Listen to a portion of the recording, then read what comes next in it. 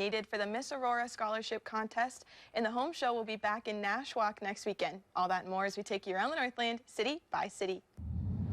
We start in Douglas County tonight, where the snowmobile trails officially close at midnight tonight.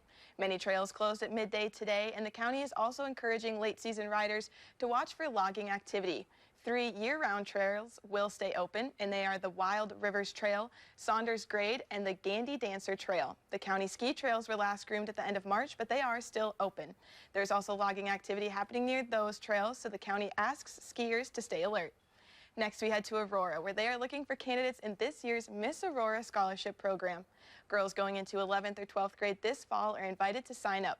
Candidates must have an Aurora address. 3 candidates are needed to host the contest, and they'll get to participate in mini golf, photo shoots, a formal dinner interview, and more. The new Miss Aurora will win $500, and the first runner-up will receive $300. The application deadline is April 28th. And we wrap up in Nashwauk tonight, where the 36th Annual Home Sport and Travel Show will come to town next weekend.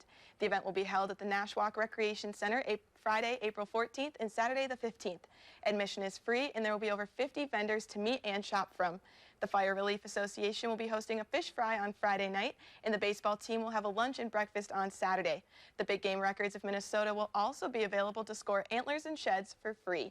And as always, if there's something going on in your neighborhood that you think we should know about, send us an email, and it might be featured as we take you around the Northland, city by city.